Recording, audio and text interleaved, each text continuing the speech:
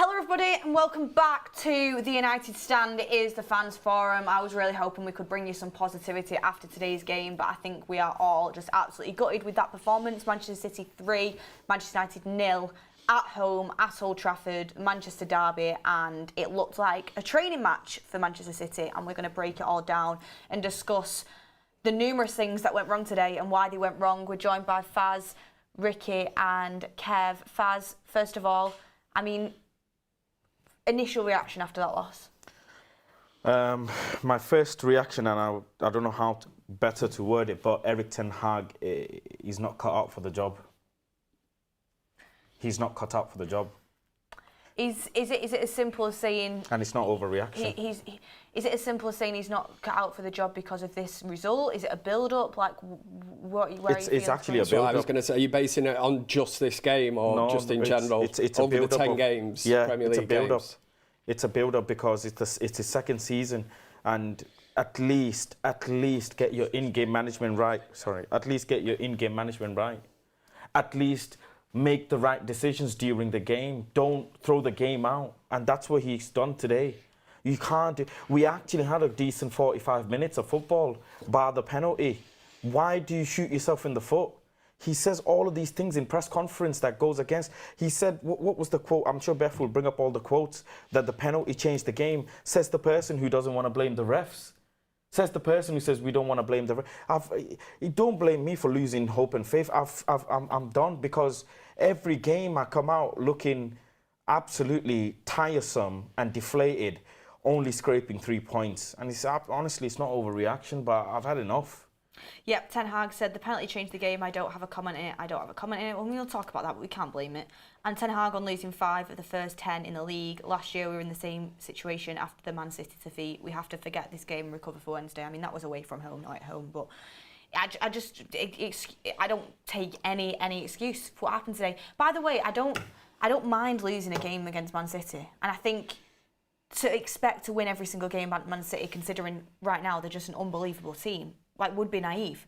But I expect a hell of a lot better than that. I mean, Kev, I actually thought, considering how poor we've been throughout the whole season, that the first 45 against City, bar the penalty, because obviously the penalty's out of our hands, I think it's a massively soft decision. I don't think it should be given. I thought VAR was supposed to be for clear and obvious errors.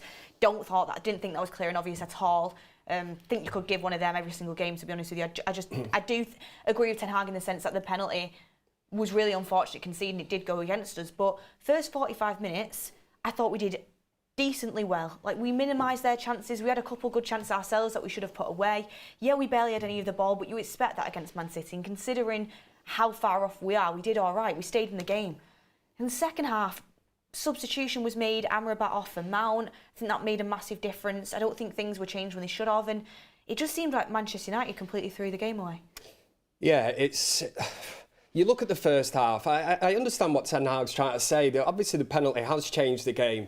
Now, whether you think it's a penalty or not, I'm sure there'll be a lot of United fans who think it's a soft one. You only have to look at the game against Arsenal when we thought our very own Højlund was grappled to the floor. You know, that one was not looked at.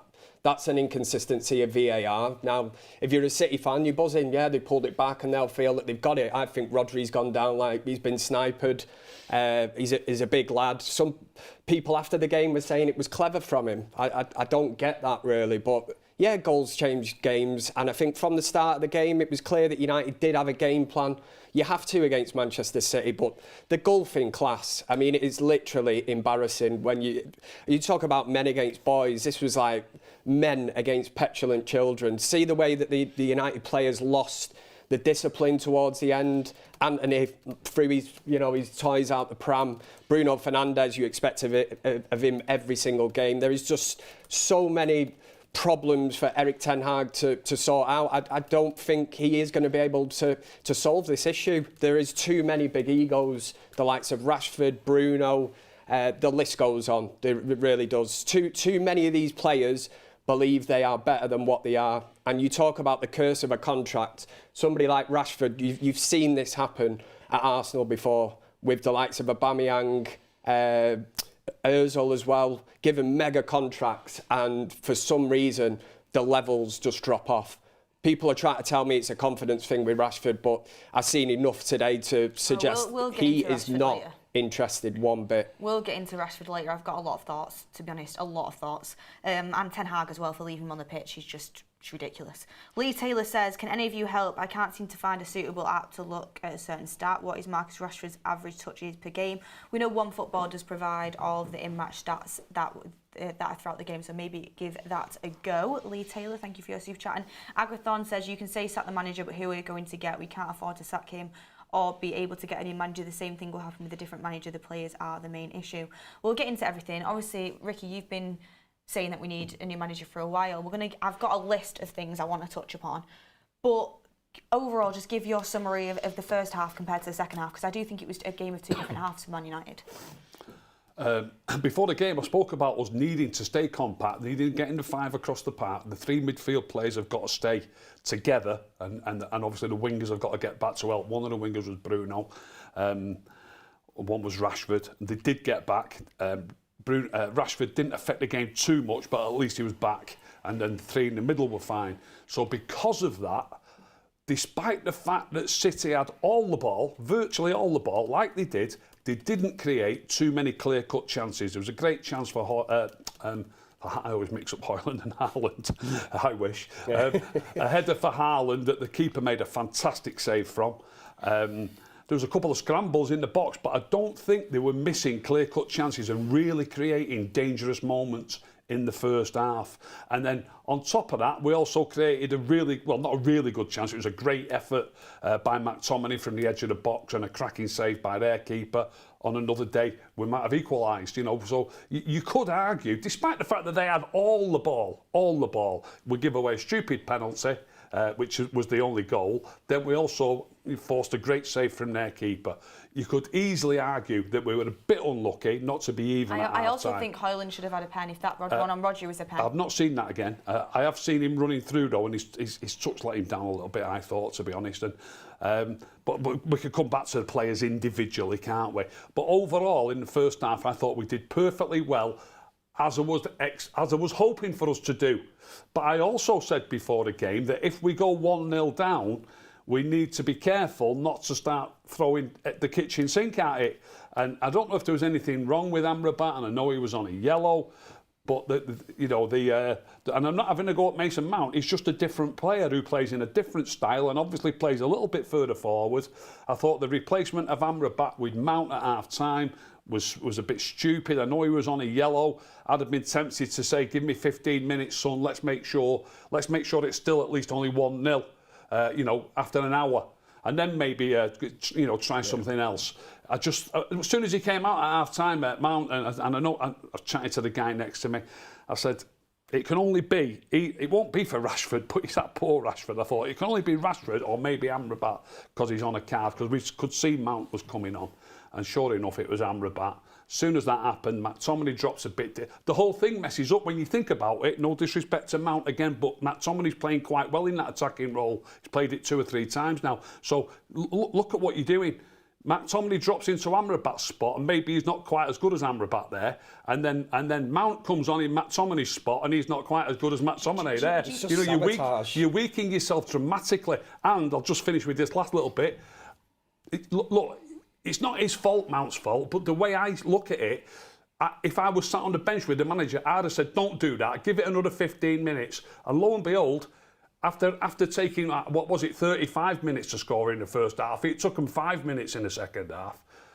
It was game over, wasn't it? 2-0. We were never recovering. Do you know what it was for me, which I just thought it was actual stupidity? I thought, I think it's quite rare to see McTominay have good performances. I'm not a big fan of his, but I actually thought in that first half he looked like our most dangerous player. He had an opportunity that he should have scored, I think, that he kind of miskicked. Then he had the opportunity where Ederson made a good save. Him and Højlund, when Onana was passing up to Højlund was heading it down to McTominay, and we're getting hold of the ball in them little moments. It was creating our chances. So the one player that I thought actually was looking quite decent, him and Højlund I thought were looking decent together, playing basically as second strikers. You then change and put him into a DM that we've seen for years he can't play as solely on his own. It's stupidity. It's sabotage. Like, it's genuinely absolutely is. And then he talks mind-boggling. about the penalty change in the game. No, I'd say no, Eric. No disrespect. That changed the game. We were in the game at 1-0. We could have, like you said, keep it 1-0. We could have easily got an equaliser. As soon as Amrabat came off, the midfield got overran. Not changing Bruno on the right was ridiculous. I mean, we were getting battered down at left-hand side the whole game. I thought his in-game management was terrible, and it should be called out because it's just not okay. We could have done better than that game. It wasn't great, but we could have done better if different decisions were made. Stormy McTosh 37 says, give Ericsson a hard time. Sir Alex Ferguson didn't win a trophy for 4 years, and United fans then were starting to say, Sir Alex Ferguson out. If we sack Ericsson Hag now, we set United back from now. Years from now. Five Cantona says, at the end of the day, when you give someone 200k a week who can't even kick a ball with his right foot, you know that the club is on the decline. Dead King MC says, Dutch, Ollie out, no style of play, wasted 450 mil. My ex says, Ten Hag out now, destroying the club. I think destroying the club's not the right words, but you can have your opinion, obviously. We have a couple more super chats here. Let me get them up. City Man says, your club destroys careers. I remember when Casemiro dominating us in the midfield in the Champions League. Real Madrid won in 2022. Now he looks like pure garbage. Once he came to your club, United is finished. So they're the super chats in at the moment, everyone. Get your comments in, we will read them out. But I have a list of things I want to go through because I am honestly fuming at the way things were handled today. I really am fuming. So you know what, we'll go in with the first thing. Because people say, you know, you talk about Rashford, you won't talk about Bruno. Let's talk about it. Bruno Fernandes, when he first came to Manchester United, despite opinions, there is despite whether you think he was good for the club or not, like you've not rated him, you've been on and off with him, like Kev really likes him, I've liked him, but he was having his best output for Manchester United playing as a 10, there's no doubt about it. Goals, assists, he was contributing. And despite the fact I do actually think McTominay, Ericsson and Amrabat did well in the midfield together in the first half, why are we persisting after we've seen multiple times with Bruno Fernandes on the right wing? His pressing was completely off. He was just getting passed by, and then Dalot was on his own, and he didn't have the legs to get back. He was trying, but he's just not that speedy winger that you would want on the right wing.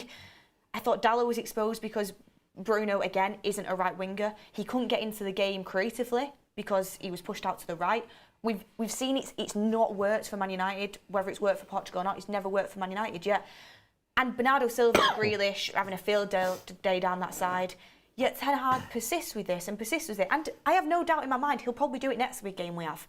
I mean, does anyone want to jump in with an opinion on this? Go on, Ricky. I mean, I know you won't like it, but what's the option dropping? That midfield that he picked. I'd rather him not play than be on the right. Had to be the midfield today, and it was going perfectly fine. You've got to get them three players there that are not getting caught out. I've mentioned McTominay, and you've spoken about McTominay joining Hoyland so much, and me and Faz watched this the other night. It was the same in that game the other night. He's joining the attack when we do attack, but when we don't attack, when we're not on the attack, when we're on the defence, we've got a three-man midfielder who are behind the ball, and that's why they're struggling to get through. They played loads of nice little tippy-tappy football around the edge of the box, but there was always a couple of men around them and making it difficult for them to get through in the first half. So I was over the moon with the midfield three.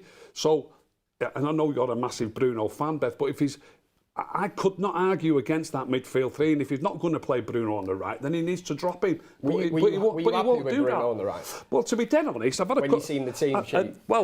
When I saw the team sheet, I was happy with the midfield. I was happy with the team overall, other than Marcus. I don't mind Bruno on the right. He does work his socks off. I've got to give him that. And I've had a couple of people messaging me saying I've had 2 messages from people saying how terrible he was going on him.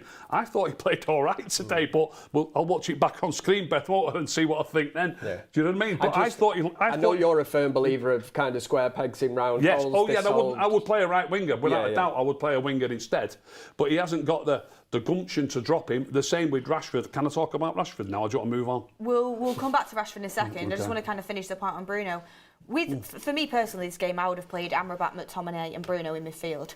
I would have brought Ericsson on because again I thought Ericsson did all right today, but I think from the bench he's just been better for us recently. That's what I would have done. I think Bruno is a cam for me. He has to play as a cam. I think he's our best cam. Like I really do. But if he's gonna go with McTominay, Ericsson and Amrabat, fine. Like if he's going to, I wouldn't. I'd play Bruno in there. Just don't play Bruno and drop him.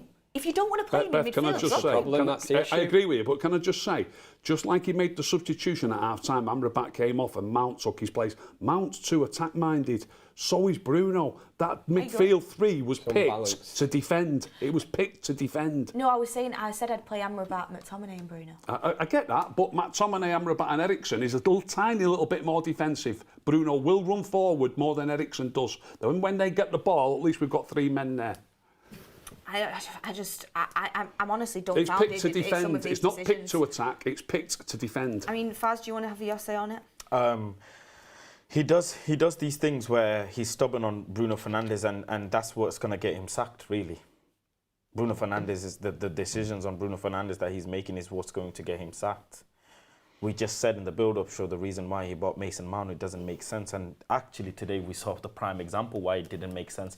Because I said that 2 shows ago, I remember, that his transfers of Amrabat and Bruno actually makes the midfield a bit more unbalanced than anything. The midfield is the only position where we have so many players. Everybody's fighting for position. And we can never find the perfect connection without having a player play in a position there where he's not supposed to play. That is Bruno Fernandes. That's always the common denominator. No matter what trio you pick, it's always Bruno Fernandes.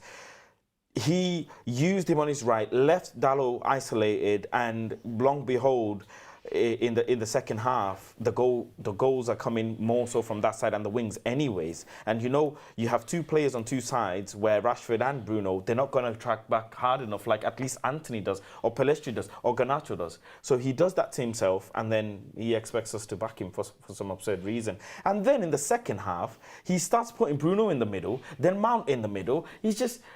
There's no cohesion and there's no set tactics of him saying, right, in the second half I made these subs, so I'll stick with this. The whole stadium's booing because Rasmus has come off. He's not used Martial. He's got natural left backs in there. Dalot can play left back, yet he chooses to play Lindelof in left back, knowing that he can. All of these decisions leading him to sabotaging his own experiment. So. Yeah, Bruno Fernandes on the right wing, it doesn't work, but there's nothing we can do. The manager's shooting himself in the foot, and he's going to get sacked. Also, guys, I'm so sorry. I think YouTube is playing up a little bit, so it's out of our control. I think YouTube's having a few problems right now, but stick with us. If you can't watch it now, you can maybe tune in later, but that's the issues we're having here. I mean, Ten Hag speaking to Sky, and this is honestly, like, I've had question marks, but this is giving me major concerns as well, what he's just said. He said on why he brought Mount on at half-time, and he said, to go more offensive. We are losing the game. After half-time, you expect to go more offensive. Idiots. Absolute idiots. Mason Mount had extra offensive power to get in the game. Keep it to 1-0 and then try and nick one in the last 5 minutes. Absolute idiot. Brain dead. Throw the game away. It's the action of a Sunday League manager. It's the action of a Sunday League. Oh, we need to get an extra attacking player on. They don't give any thought to how good the opponents are that they're playing against. And surely it's you know that. But he did that against Palace as well. I don't think it's a great move against anyone, but it's a particularly poor move against City. A particularly poor move. He said, he got asked if he regretted the Mount substitution. He said, you can't say that. We had to create because we are losing the game. You can wait, that's clear. But when you have Mason Mount on the bench, you can expect creativity. He said the game plan first half, we were very disciplined and you can see how successful you can be. The second goal, we made the mistake. We made the wrong decision to go up to the goalkeeper in the wrong moment and we did not recover quick. Is that what he's just said? Go up to the goalkeeper? I've been banging on about that. He leaves too much space behind. They got into the game and the power in midfield. They could switch the game, but the players in the wrong positions. But it started with us and then they outplayed us. I mean, for me, that quote about Mount coming on because we were losing the game, why at half time? It's way too early. I've got to say, I have lost a little respect there for Ten Hag because he should just have accountability. As a Manchester United fan, and you want to hear your manager be honest, come out, even if he come out and said, listen, the change that I made wasn't right. In hindsight, looking back now, I shouldn't have made it. Even his substitutions, if he just held his hands up. But don't pull the wool over our eyes because to be coming out with comments like that is... Ash K said, taking off Amrabat was a grave mistake Erik ten Hag made. Kenny says, hi Beth, I'm sick and tired of this. Erik ten Hag showed us he's the boss by benching Ronaldo but can't substitute Rashford. What is Bruno and Mount doing? I don't have energy for McTominay. I'm sick and tired. And don't get me wrong, like, you can bring Mount on. Like, I don't think there's a problem with bringing Mount on. I think Mount's a good footballer, but he was complete wrong personnel. That was the issue. Yeah, City Man says, your club, so I've done that one. Sorry, there's loads of super chats coming in here, guys. Dennis, G2000, member for 29 months. Erik ten Hag is trying to get fired. It is obvious. I don't think he's trying to get fired. But, I mean, Ashley Holt says, we were the better team last year with Fred and Weghorst, not because they're amazing, but plays in the right positions and right style of play. And United Nate says, I don't even blame McTominay's a squad player being asked to do too much, along with a lot of our players. Flat out, but not the standard, poor player. I mean, I want to move on to my next point now, because we spoke about Bruno Fernandes on the right. My next point is... Super chats, I think you missed out. Which one? Jim says, Ricky FC players really delivered today. And then Elliot says, bring the under-23s and drop these 300k per week babies. And another person says, United playing championship could see owner goes out. I mean, people are definitely having their say. I want to move on to my next point now because I want to be able to get through everything. And my next point is Højlund off before Rashford. So, boos around the stadium. I don't often boo, but I did today. And I said, do you know what I said as well? I said, I wish somebody who's interviewing Ten Hag after the game has the confidence and the cojones basically to say, balls, what did you make of them boos? Yeah. Because, again, it was ridiculous. I put out a tweet and I said, Marcus Rashford, I've loved Marcus Rashford, I've backed Marcus Rashford, but I'm going to say it how it is, right? He's been poor ever since he got his contract, non-existent. He plays every single game, like Ten Hag says, plays every single minute. Recently, you know, he's been getting criticised, but you stick with him. I expect, even if a player's playing poorly, out of form, I expect in a Manchester derby, when you are Manchester born and bred, you say in interviews, Manchester United is your life, you know, you owe so much to the club. I expect a player like that, I expect all the players, but a player from Manchester United, born and bred, I expect effort, I expect desire, I expect hunger, I expect work rate. Marcus Rashford today, I see the awful body language you've had all season, can't even get up for it for a Manchester derby. I see him waltzing round, walking, shoulders down, huffing and puffing, getting out-jumped by Kyle Walker, not going into tackles. And it's like Haaland's taking the absolute mick out of us with his celebration. Go and, like Roy Keane says, go and shove someone. Go and get into it a little bit. He just looked like he didn't want to be there.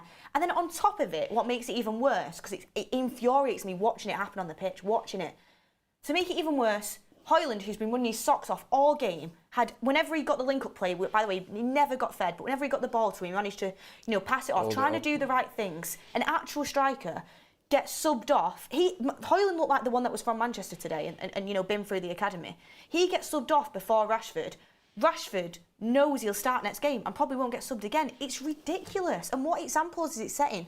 So that, you know, Hannibal, Garnacho, you know, the players, Kobe Mainoo, that are coming up through, you know, through the academy that are, you know, that know this manager is, I'm going to be honest, it's pure favouritism. I don't get it. And I really like Rashford, but I'm sick of seeing it. I really am. And when Ole Gunnar Solskjaer had favourites, we absolutely obliterated him. I was just going to say that because Solskjaer did get dogs abuse for this, and we thought we were past this. But we clearly are not, because it's the thing like you just said that ultimately will get him the sack. You know, time is ticking. I'm not to sit here at the minute and say Ten Hag out. Listen, I know emotions are high. Just been well and truly beaten by Manchester City, which is becoming a thing of every season. We just cannot compete with them on the field. We want to see more, but you have to look at it and you think, we have seen so many managers at this club be sacked, and we know how it goes. You know, once fans start booing at full time, once they start questioning substitutional decisions, and once you lose that kind of backing from the crowd, there is only one way that it will go. And unfortunately for Ten Hag, it will mean that he loses his job. You know, it's very rare they're going to get rid of all the players. You know, we've been down this route before. Is it the players? Is it the manager? What is the issue at Manchester United? And you have to dig deep. I mentioned before egos. I think egos is such a huge thing. You know, Ricky touched on the other week about how well Tottenham are doing under a new manager. Tottenham have managed to sell what I consider the best striker in English football in Harry Kane. Correct, yeah. And they're currently top of the Premier League, playing brilliant football, no egos. I mentioned it before, Son, great characters in the team, brought in Maddison, who was just pissed all over Bruno Fernandes performance level-wise this season. And you look at stuff like that, and they have a system. You know, they've got a togetherness. They haven't got players on 300, 400 grand a week. A player that's on 350 grand a week who's playing kids on FIFA or whatever, you know, sat there who's not even playing, not even training with the first team. And this is what it comes down to, really. The issues at United, I thought we were over them, or we were getting to a certain phase, and they're just kind of sprouting out again. You know, it really is worrying. Can I just say as well, with the Rashford situation, it's the exact mirror of Ole Gunnar when he used to have favourites. And yes, Erik ten Hag might be a better manager than Ole. Ole's unemployed, blah, all of that stuff. But the exact same mirror. And as me, I can't sit here and just put a blind eye to it. I have to call it out as I see it. When Ole Gunnar was making these decisions and getting substitutions wrong, I used to be outside Old Trafford, you know, telling people that, oh, next game, because back then I used to sit near the manager and I used to say, I'm going to shout who to sub. I used to say that, and I remember certain games we used to shout people around me, sub him, take him off. And knowing the same thing that's happening now with a manager that's capable of playing good football, it's even worse. There's one of two things. One, Erik ten Hag is going to get sacked. By the looks of it, it's inevitable. But two, if you really want Man United to go forward, you have to drop Marcus Rashford and Bruno Fernandes off the pitch. And that's one thing that is in your decision. Murto and Arnold are not going to come on the freaking sideline and say to you, don't substitute Rashford and Bruno. There might be behind-the-scenes politics that we don't know, right? Whatever it is. He's given Bruno Fernandes the captain, like Ole Gunnar gave it to Maguire, and then shot himself in the foot. Both same scenario. Marcus Rashford's the same in this case. I don't like how Bruno gets brought into the Rashford thing. But It's not grouped together too much. It's not about grouping, but it's two common denominators. Whether, again, it is two common denominators because both players don't get dropped. And we will never know. The thing is, we will never know if he doesn't do it. He, in today's game, could well and truly have dropped. He's brought Garnacho on whilst keeping Rashford on the pitch. It doesn't make sense. I don't get it. That decision was Erik ten ridiculous. Hag's CV. Absolutely ridiculous. Erik ten Hag's CV, with all due respect, doesn't warrant him making these decisions. He got blown out the park by Lucas Moura in semi-final.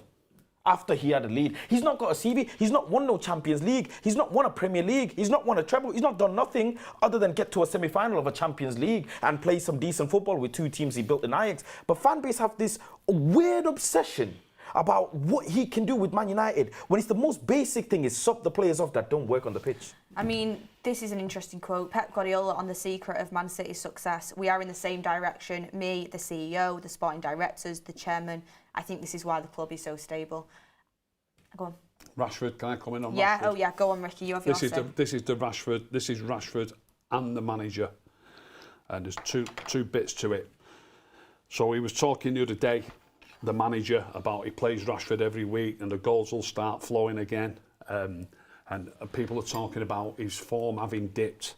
I don't think his form has dipped. He scored 17 last season in the league. We were in the League Cup and the Europa League. We got to the final of the League Cup and the FA Cup and the Europa League. Forget them, substandard competitions. He got 17 league goals, which equalled his best ever. The season before last, he didn't play quite as many games. He played 35 last season. He played 25 the year before and scored 4. He played 37 the year before that and scored 11. The season before that was his previous best of 17. Before that, I got 10, and before that, 7, and before that, 5. With the 32 games and 35 games and 33 games. His form hasn't dipped. Last season, his form spiked. It's completely different. He's now back to normal. Trust me. Now, another thing that he said brings me to an argument that I was having on Twitter with a lad. I won't call the lad an idiot because the lad's the lad's a football fan. But the manager is an idiot. The kid on Twitter said to me that Rashford's better than Grealish. I said, you're raving mad. He said to me, he got 17 goals in the league last year and I think Grealish got 5 or 6. I think he got 5. I said, yeah, but Grealish won a treble and Rashford didn't. We won the League Cup and Grealish won a treble. He said, yeah, but with 17 goals, he'd have been better. No, the way he plays and the way Grealish plays, City, even if he would have scored 17 goals, City would have scored less goals if Grealish was playing for us and Rashford was playing for them. It's about how the team plays. In the league, we scored 58 goals and City got 90-odd. Does it matter that Grealish only got 5 goals? It's how the team plays. So it got me thinking. I looked back at our treble year. We're scoring 50-odd goals a year at the minute, less this season at the minute, it's looking like. But when we won the treble, Ryan Giggs was on our left wing. We scored 80-odd goals. Ryan Giggs scored 3.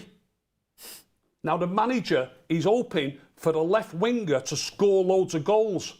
It's so basically stupid and inept. I can't tell you.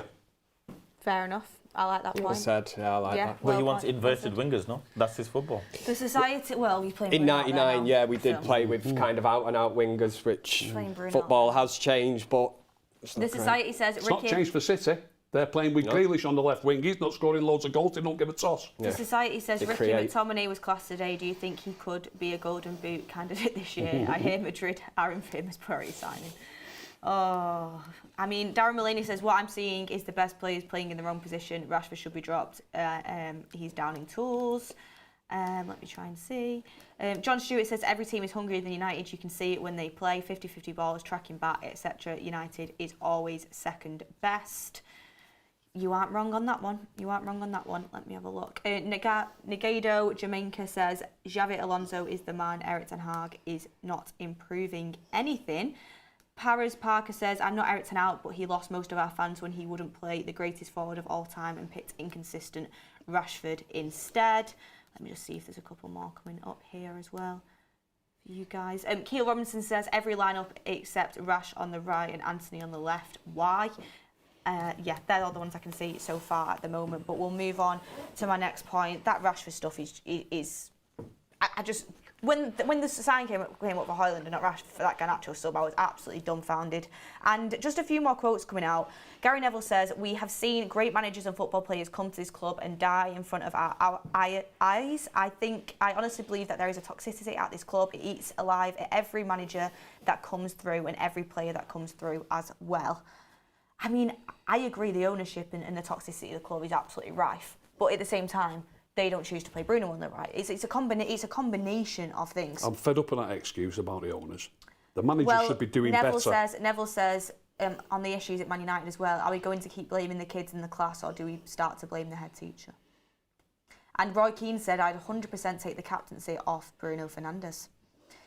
Interesting stuff, everyone. Have your say on that. I wouldn't take the captaincy off Bruno. He says that he says he's the opposite in what I would want in a captain. Yeah, that's a damning indictment. Well, now. what exactly? It is, but they don't see what happens behind the scenes. What example has he set Roy today? Keane doesn't. He doesn't see what happens behind the scenes. No. Roy Keane's probably got every single contact in Man United. Probably talks to loads of players. He probably knows everything. We've been to Carrington and been around people, and all the staff there say Bruno Fernandes. Yeah, but we've been to Carrington and Roy Keane is two different things. They're not going to say anything else. He didn't set a great example today. No, he didn't. He as really a lead, didn't. the way he carried on the pitch. He actually tried doing John Stones at one stage, and I know some people can say Roy Keane did Alfie, Haaland or whatever, fair enough, but Bruno Fernandes actually tried doing John Stones today, tried stamping down, and he actually come out of it worse, Bruno. Sometimes you just look and the petulance of him, you know, it would drive you insane. I've got mates that are Liverpool fans, City fans, they always say, I hate that Bruno Fernandes, and I can understand it, because I always think if he didn't play, if you played against him or he was on another team, you'd absolutely despise him. You'd be tearing your hair out. The petulance, throwing himself to the floor, trying to get people sent off, this, that. So many of these players, man, just need to get back to basics. As well, Kev, when Ronaldo used to be here, and this is not me crediting him and discrediting anyone else, but again, it's mirror things that you have to call out as I see it. When Ronaldo was here and we would perform bad and he'd just walk off without clapping the fans or anything, the online people would absolutely go in on Ronaldo, say he's ego-filled, he's this, is that, he doesn't play for the team. I've got 4-minute, 35-second video of Bruno Fernandes walking from the referee to the tunnel, not looking at one fan. Oh, God, I wish someone would have gone in on Haaland, I swear. And you've got Harry Maguire, Dalot, McTominay clapping for the fans. And I know clapping doesn't do anything. It doesn't change the result. But it's a sign of showing respect because the fans kept on singing even after the result, whereas Bruno Fernandes just walked off. But if that was Ronaldo, the people would have gone in on him. Well, he was obviously frustrated. I have to say, like, I've brought Bruno through whatever, but today The thing is, the amount. I mean, the referee got a lot wrong, but it was ridiculous. 100%. It was ridiculous, the moaning and the going on. PGMOL Get on with the game. We're highlighting stuff on the forum because that's what we have to do. You know, I'll log on to Twitter later on, and there'll be some top red or something getting on at me. Oh, like last night, you know, there was a thing on, I know, I always get it, mate. You know, Alan Brazil on TalkSport is trying to argue the fact yesterday before the derby of getting Marcus Rashford into a combined, 11 United and City players. It was 11 City players. So Alan Brazil was trying to argue that Rashford would get in the team. So I just commented on it. I said, Rashford wouldn't even get in City's reserve team. That shows he's not watched United or But then I've got United fans attacking me. Oh, nice one, mate. Get behind the team. Get behind Rashford. We don't need this toxic fan cam stuff. And I'm like, what are you on about? And I went, well, would he get in the team? No, he wouldn't get in the team, but get behind the player. And this is where it comes to living in the past. Yes, you've just said we need to be so much better. Yeah. So we need to be so much better. Yeah. If look, I don't think people on social media having any effect whatsoever on the manager picking the team. So don't worry about what anybody says about certain players. But if it did have an effect and it did drop him, let's do more of it. Yeah. Roy Keane said on Ten Hag, he has got to be given more time. I would give him more time, but today's the first day where I seriously questioned what is going on, because I just can't understand why a multitude of horrible decisions were made. I just can't get my head around it. More and then questions him coming and out and explaining things, blaming the penalty, and then talking about needing to be more offensive. It's just red flag after red flag after red flag. But the next thing I wanted to move on to. Top managers don't make errors like he does. This is absolutely blatant. Jose doesn't, Zidane doesn't. Those top class managers who've had numerous accolades don't make these mistakes. Well, the next thing I wanted to move on to was the midfield.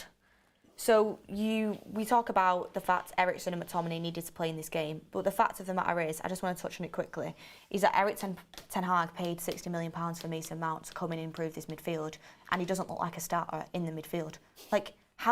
This is an issue. Why was he signed? I like Mason Mount. I think he's a good player, but why was he signed? Also, when he come on, Mason Mount played some of his best football for Chelsea off the left-hand side.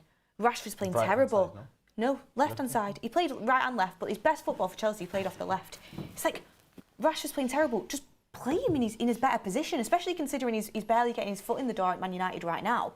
It's mind-boggling stuff. I mean, what's Mason Mount's future, Faz? I mean, but it's the same thing as Bruno. Bruno's best football is from the 10 and the 8, and he plays him on the right wing.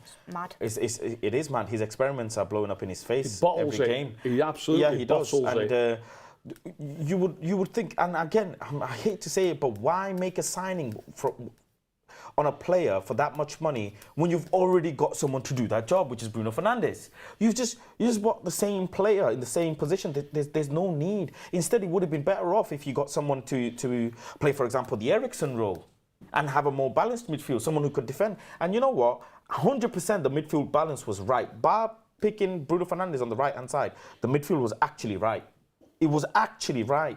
He said he brought on Eriksen. He started Eriksen for more passing. That's what we needed, and it worked. Mm-hmm. You saw in the first half, we had so many moments where City were actually looking like they were confused. Why are we getting in their half? How quickly are we getting their half? Why are we playing a high line? How come Johnny Evans and Maguire look comfortable on the ball? Lindelof is looking a bit shaky on the left back, but we still looked okay.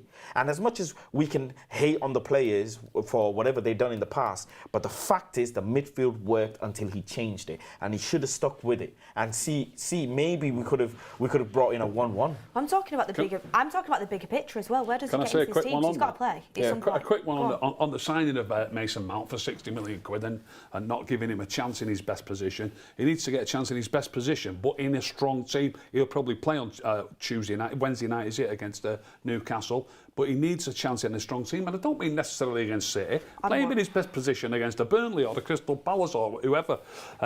So he needs a chance, but the only way he can get a chance is if he leaves Bruno out. If he doesn't leave Bruno out, he puts him on the wing. So you mentioned his £60 million. He clearly seems to prefer Bruno every time he... Basically, look, you're not going to like this comment, but he basically drops him from the midfield. He must have done it 10 times now. He's played Weghorst in front of him in midfield 2 or 3 times. And whenever he does that, he puts Bruno on the right wing and drops Anthony. Now, Anthony was 90 million quid. How can we play him? Bruno Fernandes on the right wing, in another player that the manager signed for 90 million quid. Make it make sense. Mental. Yeah. Why were you so desperate to sign Anthony for 90 mil if you're going to play a midfielder? Yeah, should have signed a midfielder instead and put Bruno on the right wing. Do you know what I mean? That's what he prefers. Yeah. It's ridiculous. We've seen it so many times before. It's comical. It is comical. Well, when we signed Sancho, at that time, I remember being sat Well, we had here. Sancho at the time as well. But I remember saying about Sancho that the money could have been used better. I didn't necessarily think we needed him, although he excited me because I'd seen what he'd done at Dortmund. But I think we all knew that we needed, reinforcements in the midfield area. Yeah. And then we went out and spent... That was pre-Ten Hag, though, wasn't it? Yeah, it was like... That's not his signing, so to speak. What I'm trying to say is, not much seems to have changed over the years then. This is something that's happened under different managers. A lot of people don't think Sancho is playing well. When I see Sancho play, I think Sancho plays well. I think he looks after the ball well, plays with his head up, sees the short passes. I'm perfectly happy with him. So that's another thing that the manager's done. And obviously it's culminated in what's gone on with Sancho.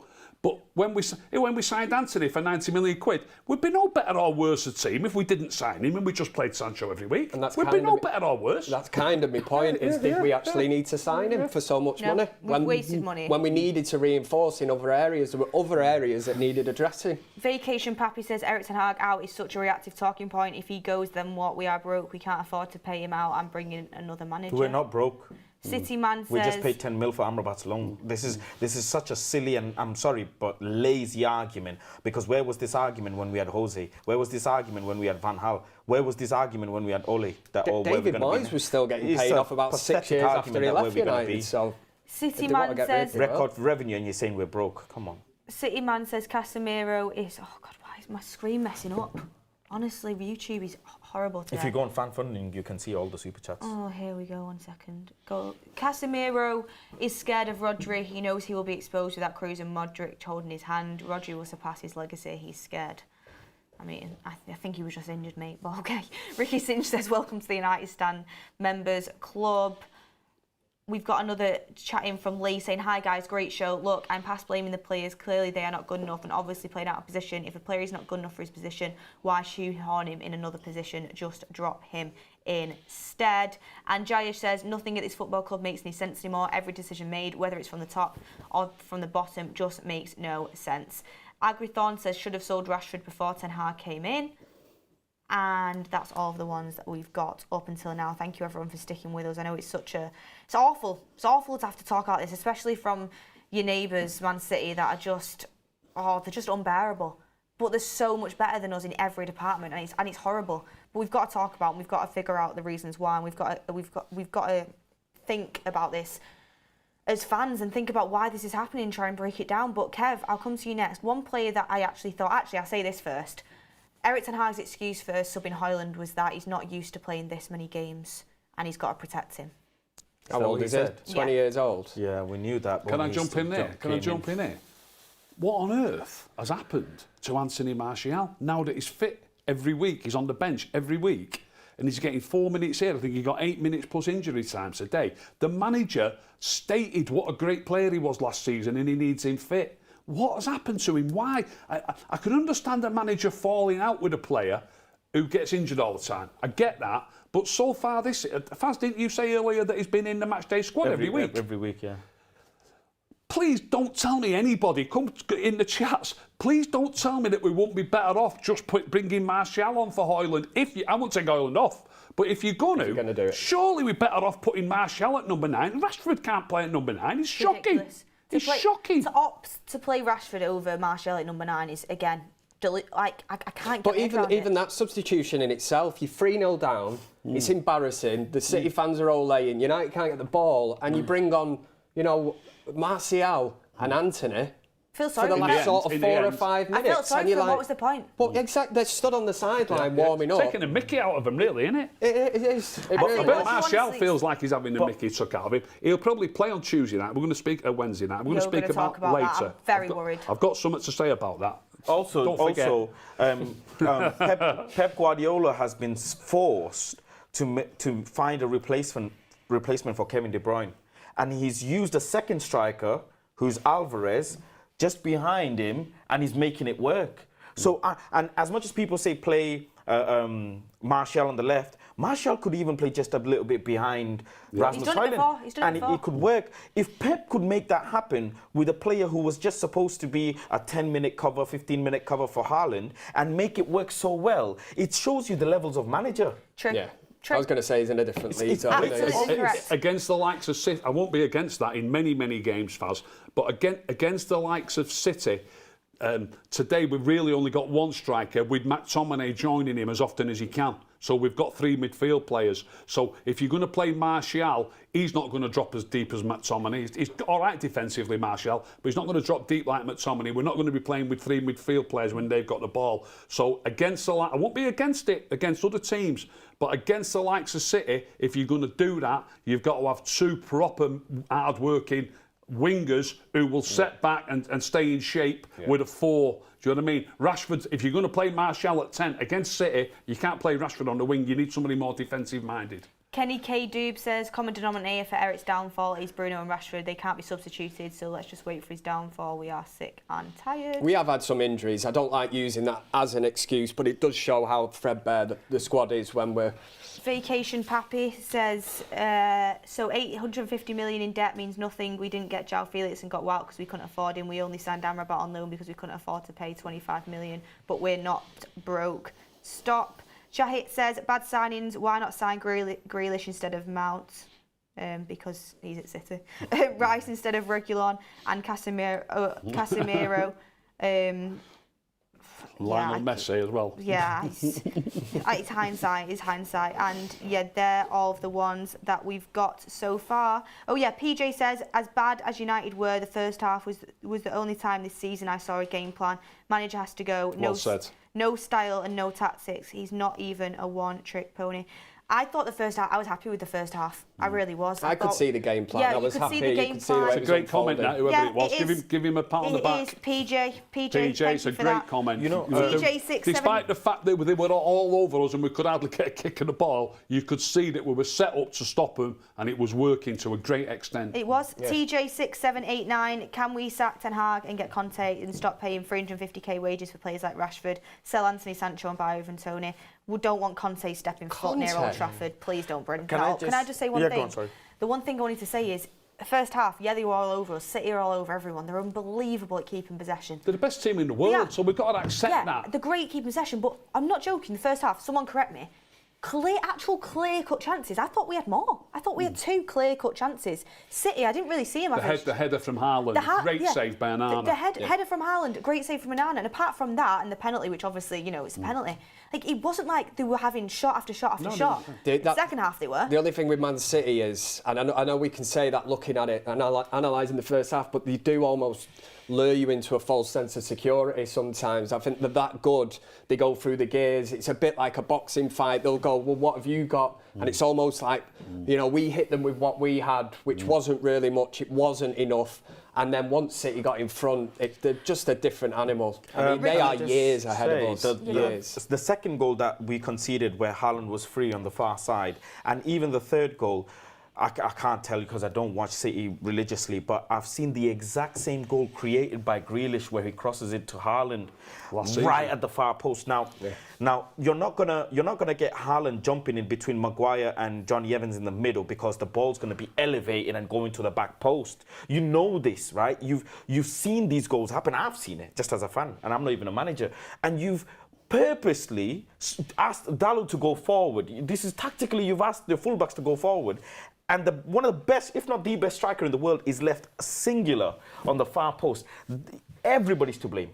And the manager is most definitely to blame because you set out the team telling them that in any position where Bernardo's got the ball, and you've seen this build up over the game. How many times have you seen today Bernardo on the left side, Grealish, Bernardo, and they're looking for that cutback, they're looking for the cross, right? And Maguire's headed out so many of them. You know it's building up. And I said this in the build up, that Man City will keep doing it. They don't mind. If it goes up for a cut, they'll keep doing it. You're supposed to tell your freaking team, watch the back post.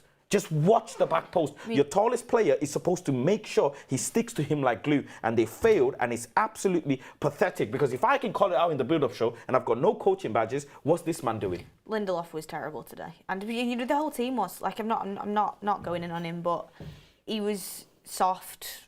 I mean, he was outdueled a lot of the game, and he's not a left back. No. He's not a left back. He can play right back, but not left back. I feel for him. He's not a left back. You get Luke Shaw back in there. Another weird decision. Just to throw it in that I feel like we've just kind of all ignored because we're just used to it now. Dalot can play left back very well. He played it very well at Milan when he was there. Yeah. Against Arsenal. And when Lindelof, he's not a fullback, but whenever he used to play, he was always on the right because he's right-footed. It makes it easier for him, at least. Yeah. And Dalot had a great game against Saka against Arsenal. Yeah, ever since then, he's playing him right back, which is obviously his preferred position, Dalot, but left back he's had some great games, and Lindelof's not a full back. It's bizarre to me. All these decisions, like it's bizarre. Ricky Singe says, "Hi, who would be captain in this team?" I would even ask Roy Keane who can even captain this team, and the fact that we can't even come up with one just shows the lack of leadership. I feel like as well. One thing I wanted to bring up before we talk about the Newcastle game, because I'm absolutely scared to my back teeth of that Newcastle game, seriously. I want to talk quickly. I want to give credit where credit's due. I thought Onana was good again today. Yeah, there's some misplaced passes. Yeah, it wasn't perfect, but you know, it could have been a lot more drastic, the scoreline, if he didn't pull off some good saves. And I actually think with Onana, he got a lot of criticism when he first came in, and rightly so, but the last few games he's been pretty solid, hasn't he? These are the games where, well, I said when we actually signed Onana that watching him in that Champions League final against Manchester City, these are the kind of games where it's a good test today to see where Onana's at. His confidence was hit. Obviously, he's made some mistakes. The penalty save would have done his confidence the world of good against Copenhagen. And today, without Onana in net, it probably could have been 6 or 7. I might even be being a bit light there. Could have been more. Fantastic. I thought Onana, some of his saves today, a lot of people have said, oh, you bought a keeper that's good with his feet. He's the opposite of De Gea. Can't actually save anything, but he's all right with his feet. He's an upgrade on De Gea. Today, I seen that kind of hybrid, David De Gea, Onana, you know, like mixed into one. You know, the shot stopping, he was under constant threat. I thought he used the ball really well at the back in a game where we knew it was going to be the game plan. And you've got Onana who is good with his feet. You know, any time the ball was at the back, you knew that City were going to press high line. It was all about beating that, and he did try. I also thought, to be fair, this was another chance they had. It was barely a chance because Onana cut it down. In the first half, Alvarez, I think it was, putting a brilliant ball through to Haaland, and he was basically like, he was straight out the traps. Completely through. Great save. And Onana was in it was actually when he came out and managed to kick it away. Like Onana was on it straight off. Like his starting position was brilliant. And you know, if you don't have a keeper that knows what he's doing off his line there, it's Haaland's in. He made a great save from Haaland as well when Haaland was through in the inside left channel and he stayed big. The difficult, he did. The difficult thing for Onana. That's how many chances City were creating in a second half. The difficult thing for Onana is he's come in. Yes, he's had his critics. He's made his mistakes. He's not had a settled back four. We all know deep down this is when fully fit. Point. You know, but to come in there now, and whoever it is, if it's Lindelof, if it's been Wan-Bissaka, if it's been Harry Maguire, if it's been Johnny Evans, Varane, Martinez, whoever it is, and it's been so mixed up, and we've had to chop and change because, like I said earlier with the injuries, but for a goalkeeper, when you're that point at the back and everything's in front of you, if you're a keeper that tries to command and tries to organise, he is more comfortable with the ball at his feet than any of that back four. Yeah. So, you know, you haven't got the players to play out from the back. More comfortable than Johnny Evans. Johnny Evans was like a Rolls Royce today in control of the ball. Can I just say... I thought him and Maguire was perfetly fine. Can I just say on Maguire won everything in the box on the as well, Onana apart thing, from the head of that Haaland scored. Yeah. On the Onana thing, and in the build-up, I said I expect him to make loads of saves rather than playing the ball out from the back. And he did that. Fantastic save. Physics-defying saves, as I like to call it. So great. But here's the issue. You know that Rashford's not going to jump, so that's one side of the pitch done. You know Bruno Fernandes is not going to win the ball in there. That's the other side of the pitch is done. You know Eriksen is not going to win a physical battle. That's the midfield done. Amrabat is too close to you, so you're only going to pass it in on the floor. He's only banking on Rasmus Højlund to get the ball. And you've seen numerous times. But them balls worked quite a few times. A lot. I think I've counted at least five. From At least Johnny Evans. five passes. I've counted 5 passes. I'm going to sit and watch the game back with you. I've seen 5 passes where he's passed it and the midfield is crammed because City picked up that this is what they're going to... They know Rasmus is physical. Okay, let's get rid of that, no problem. Did really well. He did. Let's get rid of that. You know what? Okay, they tried, it didn't work. Now, here's my issue. He's soaked up so much pressure. I've noticed Alvarez curving his run, pressing him. Haaland is... Bernardo's pressing him.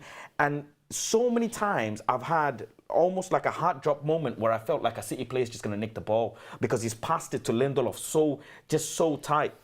And this is where the issue is with the back line. Is as good as Johnny Evans is, as good as Maguire is, they are not good enough to play the way Angel Onana will benefit the team. Yes. What Johnny Evans isn't? No. He's absolutely class. Absolutely he's class when he's not got that pressure on him. You and I will see. Did you see the first couple of minutes of the first half today where he got the ball in the left back spot and he dummied to play it up the line, but it wasn't on, so he turned back and he dummied to give it back to the keeper. He had about 3 City players around him. He took it with the outside of his right foot to the touchline and played a lovely gentle pass up to somebody's feet. Yeah. Johnny Evans is like a Rolls Royce, mate. And I'll tell you something about Johnny Evans now.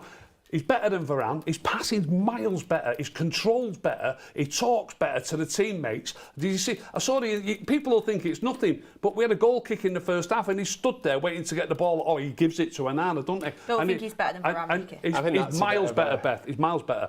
So Harry Maguire's on the edge of the box, and obviously we're going to try and play out, and Grealish is on him. Just tiny little things, but Johnny Evans said, go away.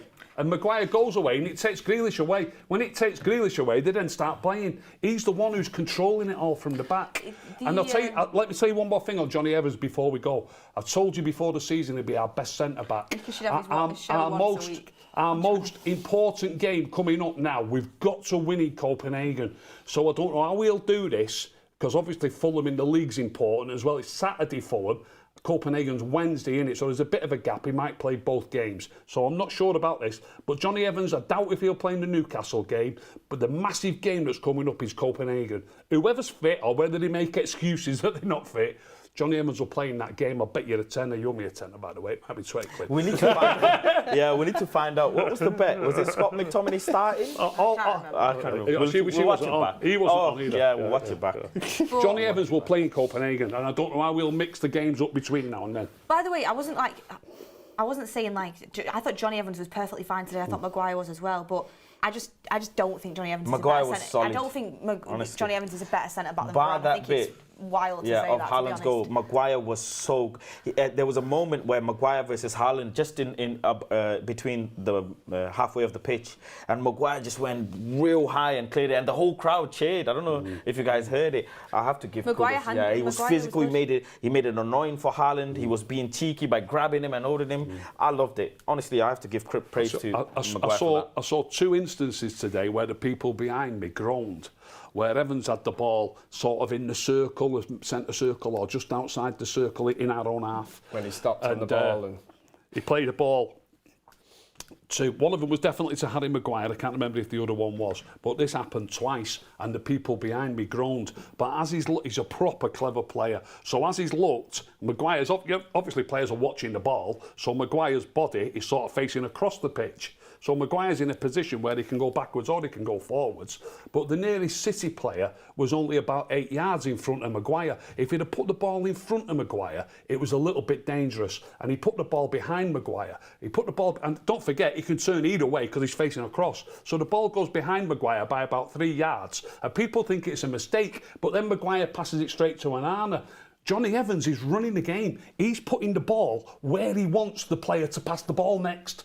He doesn't want that ball in front of Maguire. It's too dangerous. You're looking at it too much. Anyway, but Yeah, I'm just thinking we need to talk about the Newcastle game. Yeah. We're nearly out of time, Yeah, but cool. we can. I said Ricky needs his weekly Johnny Evans show, an hour a week, and he can talk about Johnny Evans the whole hour. But Roma says swap Rashford and Cavra, the winger. I can't say his full name. That plays at Napoli, and you'll see so many chances we create. Ashutosh says it is embarrassing how the standards of this club have dropped. Do these divas earning high wages understand what it means to play for this club? Jagit says I don't understand the tactics. If you can't play high defensive line, why are you pressing up high? Abdu says, I know none of you will agree with me, but we should go for Unai Emery. PJ says, Garnacho, Hannibal, Menu, Plestre, is it time to give them a chance? I would hope so. And Anthony Bethel says, we made 41 million loss. We are broke 8 mil debt. Anyway, let's move on to the Newcastle game on Wednesday. Carabao Cup, a competition Erik ten Hag really is going to be looking to try and get far in. To be honest with you, I know it sounds really bad to say it, but if it means more time in the training ground, I've started to think, I mean, is it a cup that we need to stay into? But at the same time, it's probably the only cup that we have a chance of winning, to be honest with you. So it is something we need to be looking at. A trophy should be on the cards for Man United. I know we're not playing like it, but that's what you should always aim for every single year. I mean, Ricky, you said you had a point to bring up. Take it away. Yeah, I know we've played City today, but I'm not talking about the City game. I said when we played Crystal Palace in the League Cup, it was our best performance of the season so far because the way they kept the ball, the way they knocked the ball about, and they played really, really good football that night. And a lot of people said, Palace were at half strength, and all. Some people said less than half strength, but they weren't at less than half strength. 5 players who played in the game on the Saturday against the first team, and also 3 or 4 others came on. At least 3 others came on. We beat them 3-0. They could hardly get a kick. Then when we played them on the Saturday, they beat us. So we're going to play Newcastle on Wednesday night. Now, Newcastle are stronger than Palace. They've got a good squad. They'll probably make some changes. Can't say for certain, but they'll probably be at half strength. Newcastle, I think, will play a team, because everybody told me how crap Palace were. Even if Newcastle make 4 or 5 changes, they will probably play a team that would finish in the top 10 in the Premier League.